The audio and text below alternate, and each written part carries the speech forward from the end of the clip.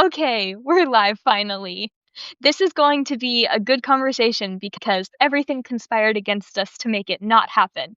So we're a little bit late, but we're finally here. Thank you so much for joining us, whoever is able to hop in, and whoever watches the recording later.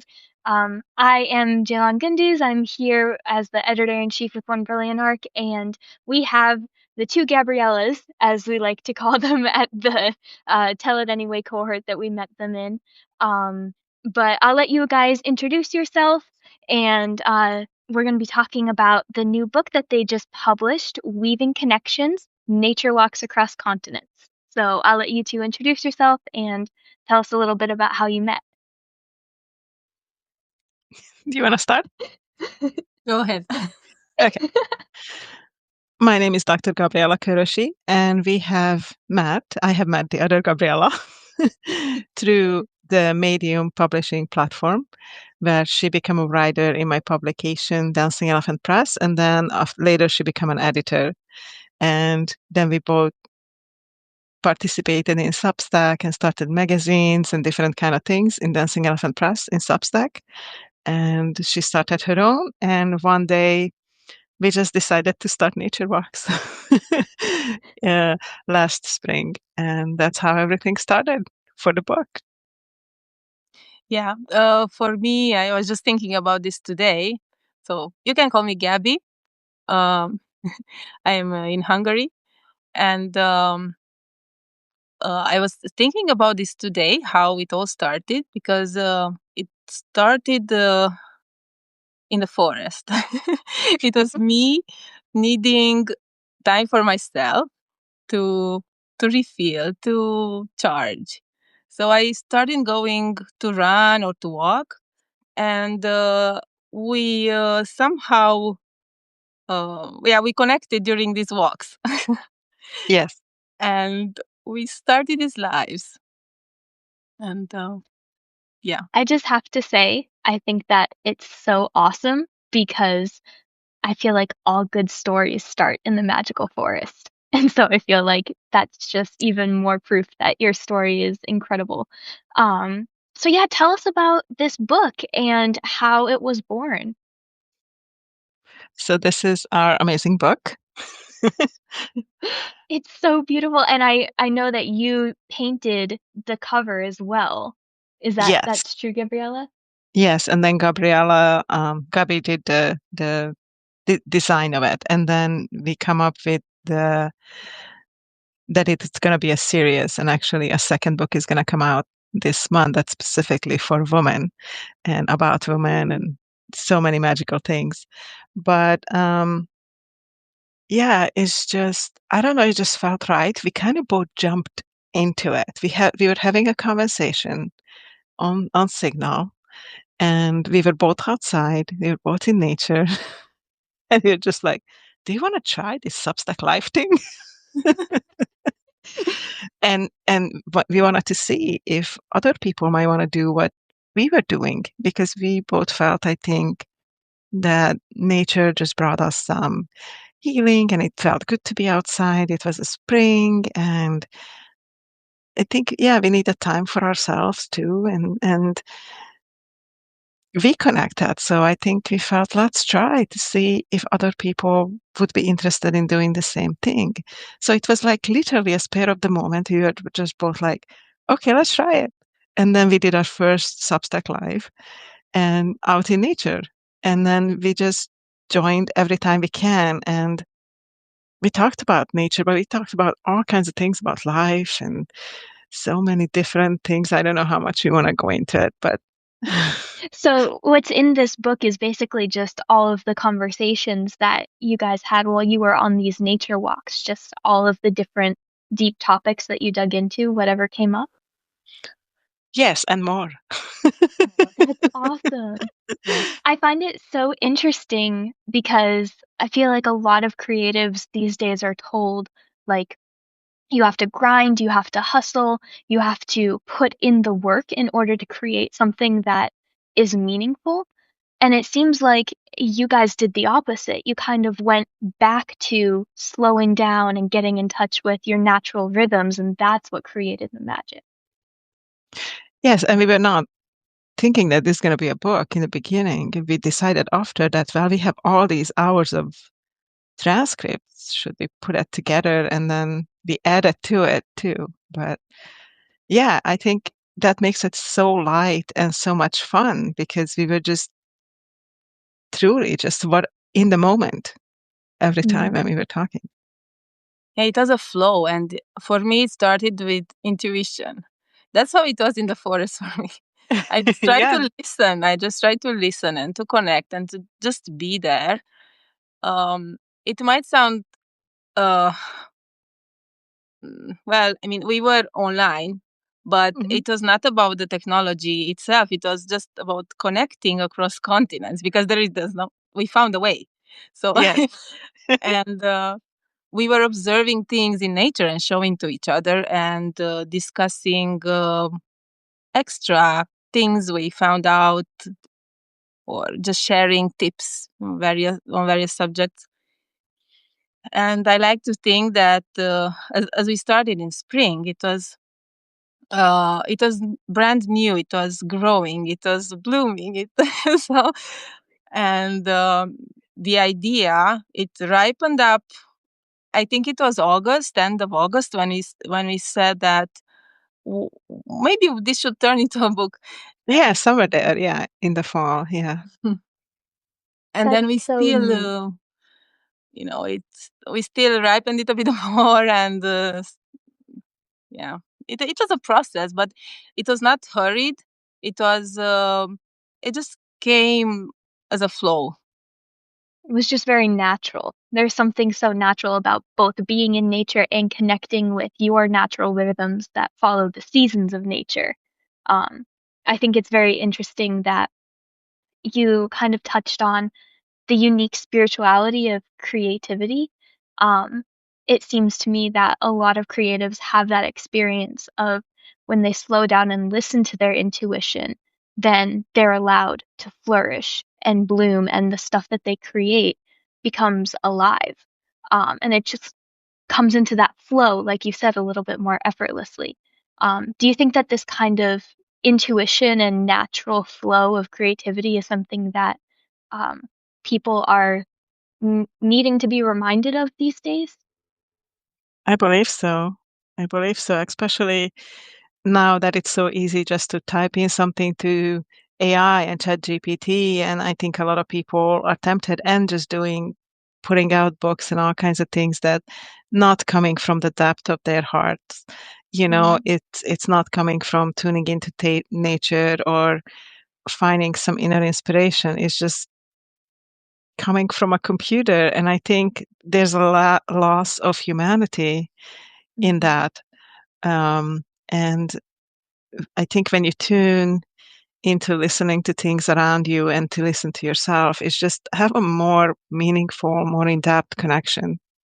mm, yeah. And that's so hard, especially for creatives, because I've found in my work with writers in particular that it comes very naturally to creatives to doubt themselves and feel like they can't trust what they hear when they take the time to listen to themselves. Um, is that something that you guys faced, or do you feel like the power of your connection and your teamwork kind of overcame that self-doubt that crept up? I think we connected so much through voice Yeah. that it was authentic in this way, Hmm. and we just took it from there. Yeah, it was just truly us, whatever came in a moment, whatever we observed, felt, wanted to talk about, whatever felt right to talk about. And after that, of course, we went through the whole thing and added other things and then added tips and recipes and whatever else felt right. Like after going back through all these 7 months worth of walks, then we went back and kind of added whatever we felt later about it, while editing. And then I just have to say, because Gabi come up with this brilliant idea that I love in this book that I have not seen anywhere else, and I have to show you guys. So instead of saying, when in a book says Gabriella said this or Gabi said this or whatever, we don't do that. She created little bubble heads for us. So whenever there's a conversation, you either see my little bubble head or her little bubble head cartoonized, and I that's love how the it. conversation flows. And that's how it would be kind of like online. So if you can see, Oh, that's so cute. I love it. so that's us, little bubble heads. And I just love it. It's so easy to read that way as Yeah. well. Yeah. I love the vibes of this. It seems so pure. It seems so gentle. Um, it reminds me of like it really does feel like stepping into that experience of walking through the woods, walking through nature with my mentors, whether, you know, my aunt, my mother, my grandmother, my best friend, someone that I look up to, and just being mentored through all of the things of life. And I really love, I feel like that natural vibe is going to go so well with your next book, which is specifically for women. Um, I just love that you're stepping into someone else's story and allowing them to step into yours and just walking together through it. That moment of connection, like you said, across continents even, is so alive and so powerful. Um, have you experienced any other kinds of powerful moments of connection that reached across continents like that in any other creative endeavors you've done? Well, we have done collaborations in books. So, like, we wrote a book about poverty that has multiple authors around the globe, and we wrote a book about writing and AI, which is authors around the globe. But it was very different because it was not connecting in the moment and doing that. People would write their section and send it in, and then we put it together. So I think this is like almost a higher level, the next level after that, because I have done that with Gabi before and with many authors before. But this is different because we are doing it together. And with the woman's book too, although we didn't walk, but we done groups together with other women. We talked about it. We are reading each other work and adding comments continuously to it. So it's like almost like a living, breathing thing. Is like I'm reading what you did and I'm telling you what I did and you're responding to it. And it's just like an ever evolving yeah, it's just like a basket, just like when you're weaving a basket, you're just adding one more layer to it, one more layer to it. And although we haven't, for the women's book, it's going to be 4 different women and different perspective and different backgrounds and different continents and all those things again. But it somehow is coming together so beautifully because of the way we are doing it. And I think it is reaching a different level of connection than the books we have done before. Although I love those too, but it's just I don't know. It's like another level. I'm not sure how to put it into words, really. It's the connection. You can feel. Yeah. And this is what I'm experiencing. We are feeling this connection, weaving as if we are talking often, unlike in Yeah. any other during any other project. Yes. So, and on top of everything, we're going to meet next week in Yes. person. So, That is so exciting! I've seen you two working together for so many months now, and knowing that you finally have a chance to meet in person, that is so exciting. I'm so happy for you guys. Do you Thank you. have any We're very plans excited. for do you have any yeah. plans for like what you're going to create while you're together in person? Yes, we have some secret plans. Yeah. Many Secret. ideas. Oh, that's so exciting. I want to dig more into the power of collaboration versus competition because this is another thing where I feel like you two are really overcoming the toxic trends that are kind of taking over the creative world nowadays and setting that example of how we can do better. Um, because with how crowded the market is recently with AI and how fast it can create content, I feel like a lot of creatives are falling into that fear of becoming irrelevant and there being just too much noise for their own work to be able to get out there so that they can um, make a living.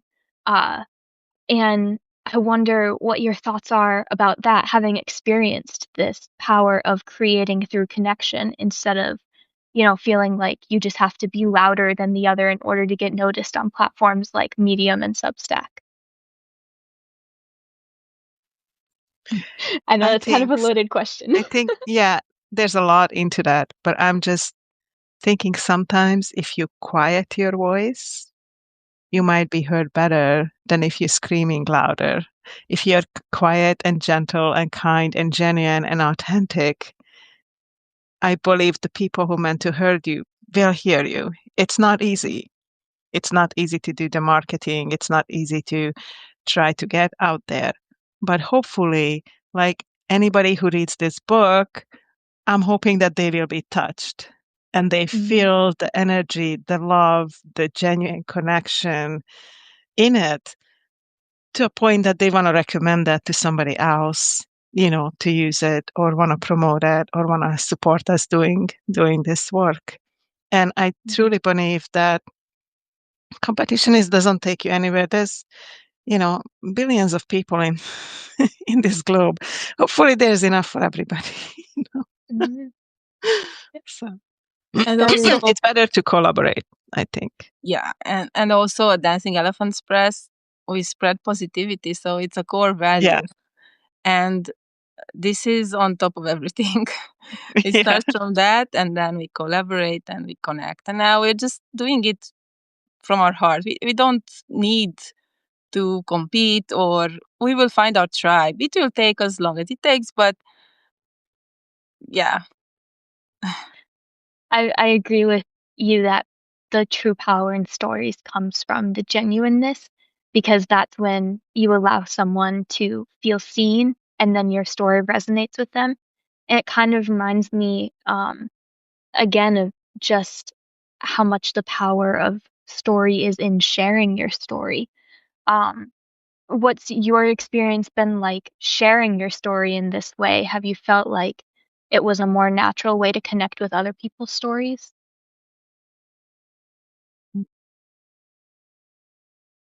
For me, these lives that we started, the nature walks, were about getting to know my voice. Mm. My voice, as in talking, speaking out, because I was not really used to doing lives or to being out there. But somehow on Substack and with Gabriella, it felt different. So yeah. I think we created a comfortable environment when it didn't feel threatening that all of a sudden we are opening this out to the world, our voices to be heard. And and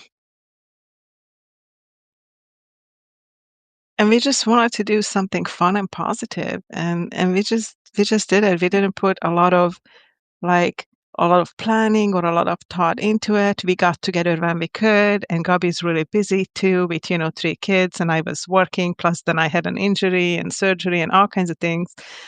But we just made it work when we can. When we were both available, we were messaging each other, you want to do it now? Do we have time now? You know? So whenever we had time, we didn't do like super extensive. We made it flexible and fun and joyful, so we didn't make it like this structured. We were thinking outside the box, which is one of the things I like to do. We just wanted to do this and we did it. And I hope that when people read this book, um, or listen to it, or, however you want to do it, that people will feel that genuine connection that we had with each other, that we had with nature, and we had with the topics that we discussed. And sometimes we did a little bit of planning. Well, should we talk about this or that? But many times we just like, let's talk about whatever comes up because that's just like more natural. So I think we might have planned 1 or 2 topics. I think the one we did about recycle, reuse, we planned that. And there might have been one other topic that we planned, but the rest of the time we just like, let's talk about whatever comes up and then also see that the people who join us, what they want to talk about. And we just went from kind of there. We always That's come up with so something to talk special. about. So special and so unlike anything else that is out there today. And I really love how you leaned into that authenticity of what you had to say, and what just came out. How important do you think the setting of nature was to these topics coming out naturally? Very important because it was Yes. providing us with inspiration. And actually, I think we felt more at ease in nature, more Yes. without the everyday worries, and we were not in a hurry either. So that's how we were so flexible that we found both of us we found the time that would allow us to just take our time. Yes. Yeah. So do you feel like it maybe helped that you were able to step out of the kind of toxic trends that we've trained our brains to be in anxiety mode about in the way people do creativity nowadays? Absolutely. I think it helped a great deal. And it helped, I think, for us to find our new voice, Mm-hmm. which I believe that both of our voices got more powerful through this experience. And then also taught us again and again to stepping into nature, how healing it is, how powerful it is. And we just, because of the time difference, it gets dark in Hungary. Like, like right now, we talk, but we didn't have a chance to do nature walks together because it's either dark here or dark there. Mm-hmm. Plus, I also had an ankle surgery. I'm just relearning how to walk. But we just talked about how much we miss it. So I'm so excited that next week we actually gonna walk in a forest together in the middle of the winter because we're gonna be in the same time zone. That Oh, actually we so can walk exciting. together because I kind of get used to like just messaging, hey, do you want to do this nature walk? And but with the time difference, it's been difficult. But I think it deepened the connection with each other, within ourselves, and with nature, and just kind of like with everything around you. Because when you walk around with no agenda in the forest or at a river, at a beach, there's your own country and your other countries in different areas, which there's multiple countries in this book because Gabby was traveling. So, it's just, I don't even know if I have words for it. It's just I keep coming back to the connection. My cat Mm. decided to join us. We love it when cats join us. Thank you everyone who have also joined this live session. Speaking of time zones, I know how difficult it is to kind of join in a live conversation that's happening depending on the time zone you're in. I know I'm in Eastern time and then Gabriella is in Pacific time. And Gabby, what time zone are you in Hungary? GMT +1. Okay. I think Central European. Yeah, Central Okay. European time, yeah. yeah. So yeah, I know if anyone in the chat wants to tell us what time zone you're joining from, that would be so cool to see what kind of connections we're making here. Um, but yeah, it's just being in the same time zone, you feel so much closer, but connecting outside of time zones, it feels so much more magical because you can feel the power of the connection transcending those time zones. Um, I know even having this live session here, I got confused with the time zones and did math wrong. So That's all right. We made it work. we still connected. It was still great. This is still an awesome conversation. Um, Tell us more about Dancing Elephant Press, the publishing company that you've started, Gabriella. I'd love to hear more about the work that you do there.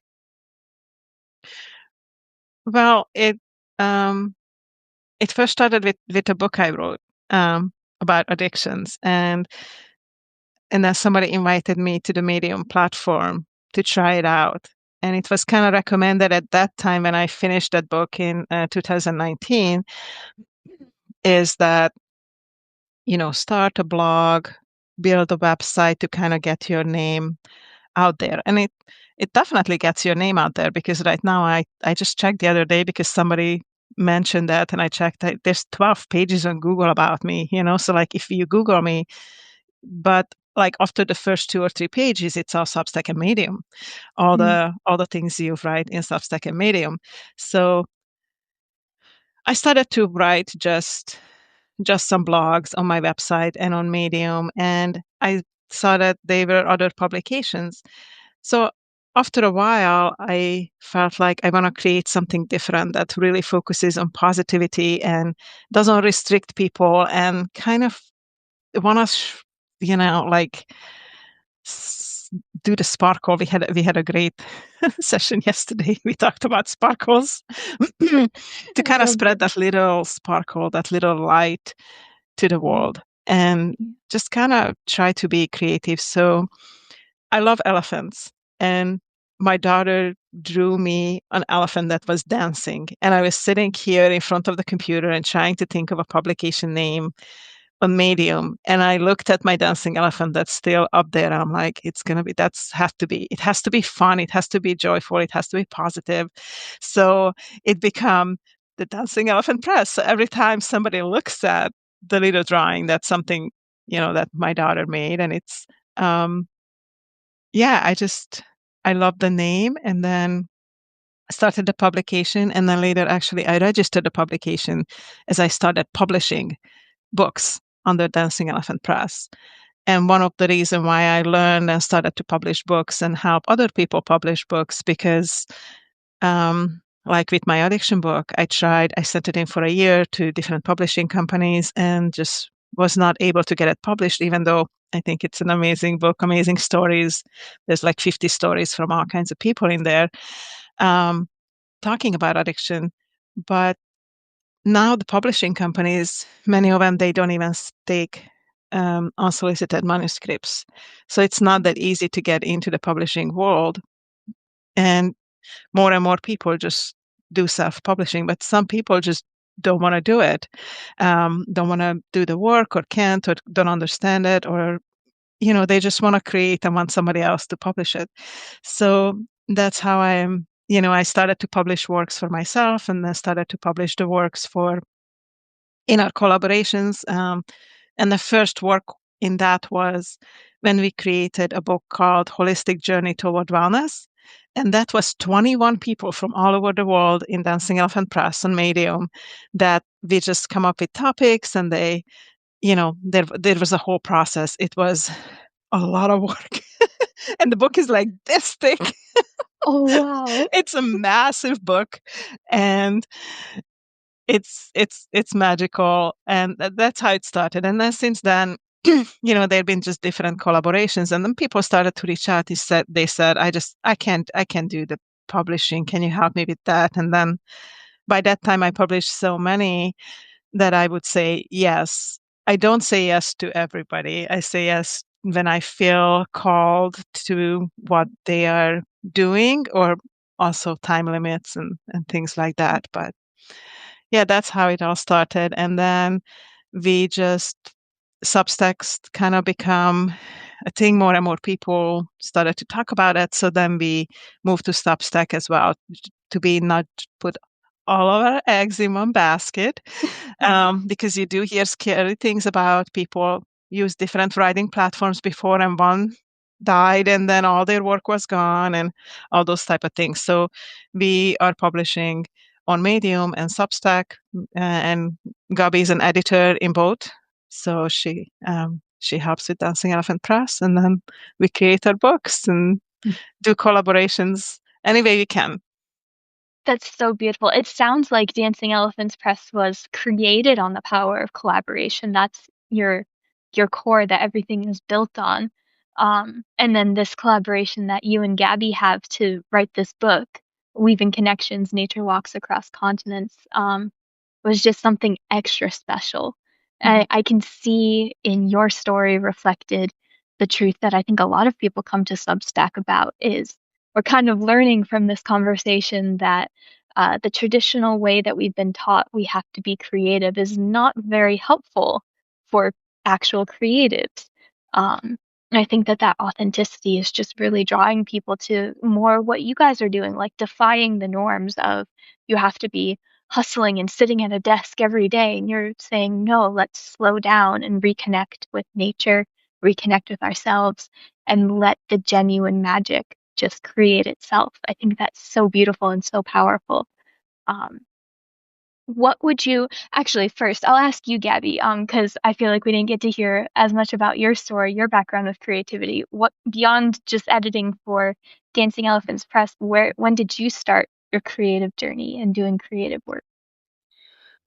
I was writing uh, as a child, so I first got my first journal from my mom, who I think she was so busy that she couldn't really connect. So she said that I should just write whatever comes to my mind, just write. And like a good girl, I just started writing, and I didn't stop.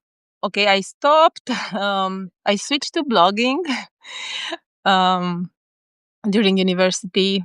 Okay, of course there was some break and stuff, but I switched to blogging about my travels, and then kind of faded. Became a mother and forgot about myself like that. And then somehow I rediscovered this. Well, it was a bit buried in myself, the desire to create, and was I still good enough to express myself and to okay, there were also various blogs about creatives, the writer doesn't earn money, or whatever, these older beliefs that for me they got really ingrained. Mm. So somehow with some therapy and yeah, inner work, I came back to myself. So I started publishing on Medium, and I was when my first piece was accepted in a publication, I was amazed that yes, I can still do it. So, but as a background, I am an economist, and I was working in corporate before having kids. Now I would like to build a legacy of sorts. So Mm. I'm trying to find my voice in writing, and but not only writing. So it's complex. And now with the woman book, the book about women and sisterhoods, you will see. It's adding up to this journey of mine. Mm.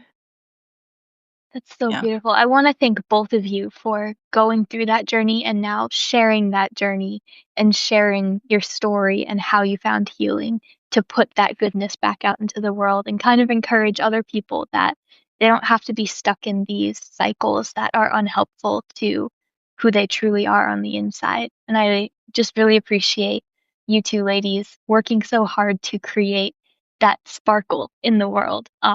Kind of similar to what we say at One Brilliant Arc. The whole reason we do what we do in supporting storytellers and trying to amplify their voices is we believe that with all of the darkness in the world, everyone's story is one little spark of light. And the more sparks of light you can have in the world, the less darkness you'll have.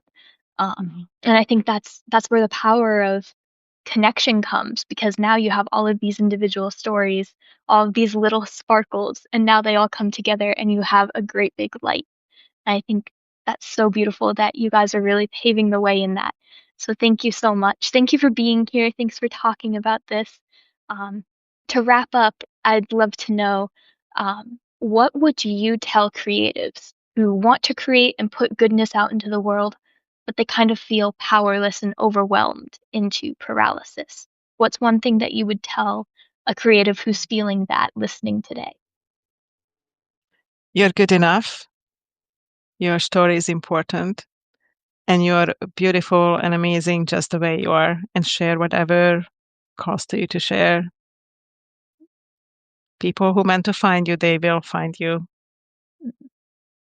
And I think some people get discouraged if they don't get an immediate response or nobody responds to their story, but that might not happen right away. And you might just find that one person, like how Gabi and I found each other, and how there's other writers who we found each other's with that, like we are creating the woman's book with, or we created previous books with. You'll find each other. You'll find your people, and your voice matters. Everybody's voice matters. Yeah, I would tell that if they speak from the heart, they will find somebody to connect with, especially on Substack. and and then you take it from there. And Mhm. it's really the power of connection, because if you emulate people who do it one way, you will not do it differently. So Mhm. just be yourself and trust that you will somehow succeed, because it's not really about succeeding. I mean, there are different levels here as well. Yeah. It There's depends different on, definitions. Yeah, yeah.